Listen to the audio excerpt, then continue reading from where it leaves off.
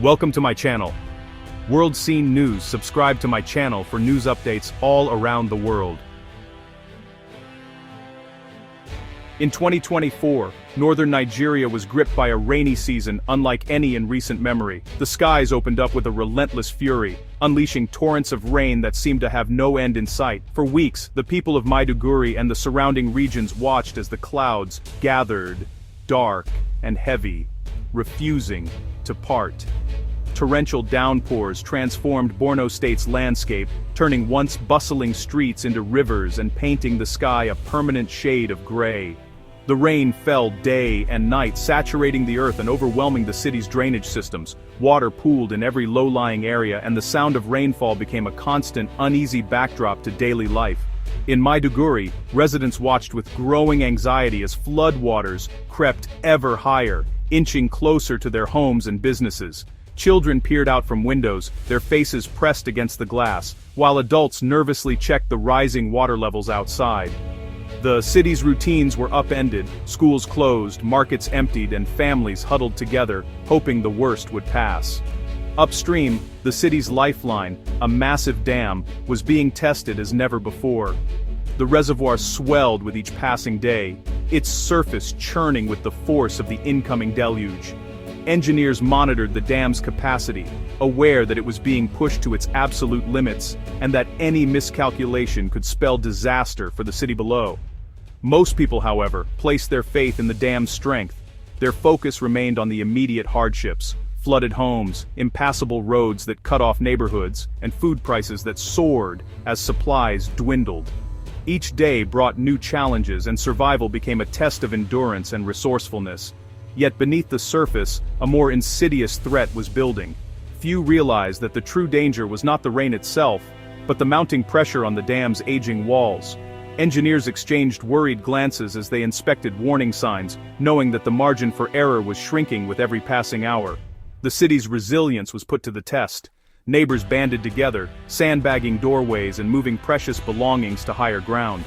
Families worked late into the night, determined to protect what little they had, convinced that with enough effort they could weather the storm as they had so many times before. But this was no ordinary rainy season. It was a perfect storm of circumstance: unprecedented rainfall, aging infrastructure, and a city already stretched to its limits. Disaster was quietly building, hidden just out of sight as the people of Maiduguri braced themselves for whatever might come next. Maiduguri stood on the brink, unaware that a catastrophe of unimaginable scale was about to unfold, one that would test the city's spirit and resilience like never before. The dam protecting Maiduguri was built out of necessity, but also under tight economic constraints. The government awarded the contract to a Korean firm with the lowest bid, prioritizing cost over comprehensive safety. On the surface, it was a win for fiscal responsibility. Modern infrastructure at a fraction of the price. Yet, cost-cutting meant potential compromises: less steel, lower-grade concrete, and narrower safety margins. These hidden decisions made years earlier were invisible to the public, who saw only progress and security. The dam became a symbol of stability, but its foundation was built on frugality, not resilience. As the rains intensified, the true cost of those choices was about to be revealed. By September, the dam was at its breaking point. The water level had risen to heights never before recorded, and the entire structure groaned under the immense pressure. Every inch of concrete seemed to vibrate with the force of the reservoir behind it, and the air was thick with tension as the community watched and waited, hoping the dam would hold. Weeks of historic rainfall had battered the region, leaving the ground utterly saturated and rivers swollen far beyond their banks. Water poured into the reservoir at a rate that dwarfed anything the dam's designers had ever anticipated. Fields became lakes, and entire communities along the riverside found themselves surrounded by water, cut off from the outside world. Inside the control room, engineers watched in alarm as gauges hit critical levels and spillways were overwhelmed. Red lights flashed urgently, and the sound of rushing water echoed through the concrete corridors. Every decision was a race against time, as the team scrambled to release as much water as possible without causing further damage downstream. The dam, already strained by years of cost-saving construction and patchwork repairs, faced pressure it was never meant to endure. Cracks that had once seemed minor now widened ominously, and the aging infrastructure revealed its vulnerabilities. Inspectors moved quickly, but there was little they could do as the situation deteriorated by the hour. In the final hours, alarms blared and cracks appeared. There was nothing left to do. Emergency workers rushed to the scene, but the scale of the crisis was overwhelming. The dam's fate was now out of human hands, and a sense of helplessness settled over everyone present. Suddenly, with a thunderous roar that echoed for miles, a section of the dam gave way. Concrete shattered and water burst through the breach, unleashing the full fury of the reservoir in a matter of seconds. The collapse was as swift as it was catastrophic. Billions of liters of water exploded downstream, unleashing a wall of destruction that swept through the valley. The force of the flood uprooted trees, demolished homes, and erased roads in its path. In moments, the landscape was transformed into a churning sea of mud and debris.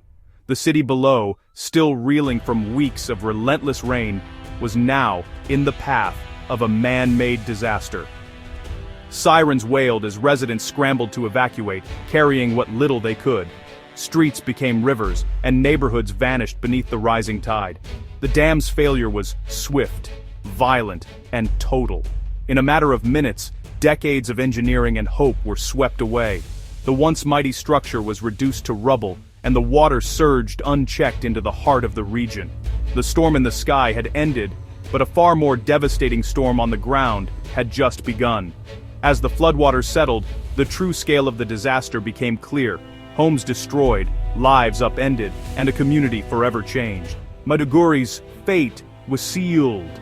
In moments, in the aftermath, survivors would look back on these final hours as the moment everything changed, a tragedy born of nature, but made catastrophic by human hands. The dam's collapse unleashed a liquid avalanche, not a slow flood. Villages and farms vanished in minutes, giving residents no time to escape. The wave hit Maiduguri's outskirts, turning a crisis into catastrophe. 99 people died instantly, swept away by the torrent. The floodwaters didn't recede. 15% of the city was submerged, entire neighborhoods lost. Hundreds of thousands fled, seeking high ground as homes disappeared beneath the murky tide. The city was split apart, with rescue and communication cut off. Makeshift camps filled with dazed survivors sprang up on dry land. Families were separated, and the true toll mounted as the humanitarian crisis deepened. Maiduguri, once bustling, became a landscape of sorrow and uncertainty. The floodwaters spared nothing.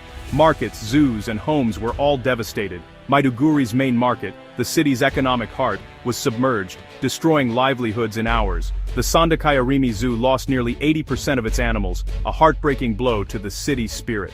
Most devastating was the loss of homes. Mud brick walls dissolved, possessions vanished, and families became refugees overnight. Infrastructure crumbled.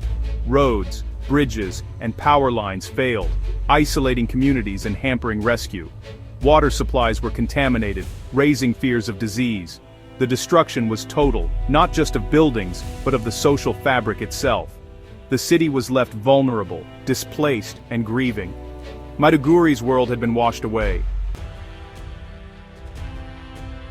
The true story of the flood is found in the voices of survivors, ordinary people whose lives were upended in a matter of hours. Their memories, raw and unfiltered, reveal the human cost behind the statistics and headlines. Each account is a testament to both the fragility and resilience of the human spirit. Elizabeth Felix, a fish trader, lost her entire business in minutes. Her future swept away with her stall. She remembers the water rising so quickly that she barely had time to gather her belongings. The market, once bustling with life and laughter, was reduced to silence and debris. For Elizabeth, the flood was not just a natural disaster, but a personal tragedy that erased years of hard work. Her story echoed across the city. Tailors, booksellers, and artisans all left with nothing. Shops that had stood for generations were gutted overnight. Many tried desperately to salvage what little they could, sifting through mud-soaked remnants of their livelihoods. The loss was not just financial, but deeply emotional, as family businesses and dreams were washed away. Survival meant huddling on rooftops, rationing food, and pulling neighbors to safety. Families clung together, watching the water rise, unsure if help would arrive.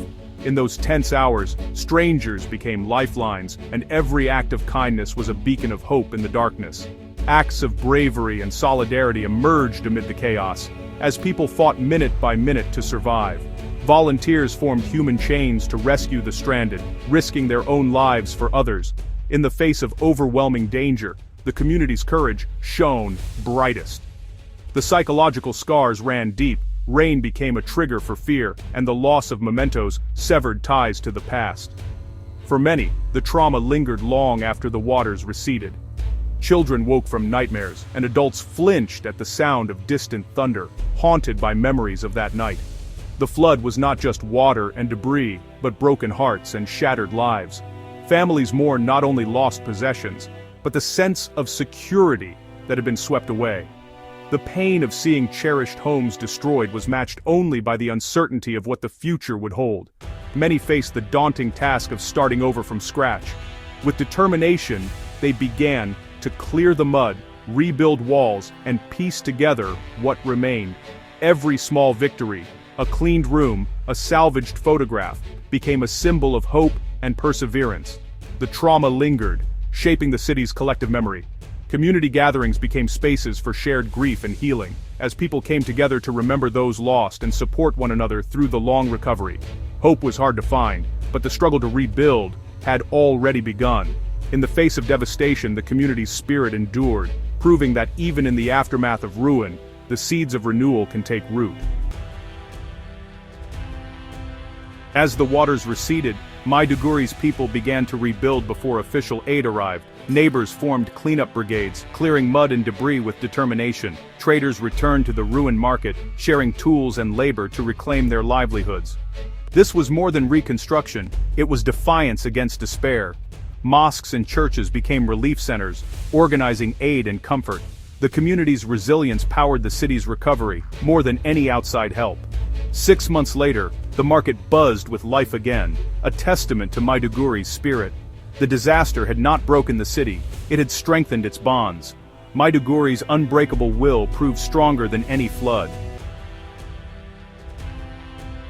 Maiduguri's tragedy echoes disasters elsewhere, like Brazil's 2015 Fundão Dam collapse. In both cases, cost-cutting and ignored warnings led to catastrophic failures. In Brazil, a decision to raise the dam's height for profit, despite safety concerns, caused disaster. Legal battles followed, with BHP held liable and massive compensation ordered. The Brazilian case shows that such tragedies are rarely acts of God. They're the result of human decisions. Maiduguri's resilience is inspiring, but accountability remains unresolved. The Brazilian precedent suggests those responsible for Nigeria's dam may yet face justice. Disasters like these demand answers, not just recovery. The Maiduguri Dam collapse is a stark lesson. Safety must never be sacrificed for cost. Critical infrastructure demands the highest standards. Lives depend on it. Accountability is essential. Those whose decisions led to disaster must be held responsible. Justice requires transparent investigation and consequences for negligence. Yet, Maiduguri's greatest strength was its people. Their unity and resilience outlasted the flood. In our darkest hours, community is our greatest resource. The path forward must be built on safety, accountability, and the unbreakable power of solidarity. Maiduguri's story is a warning and a testament to hope.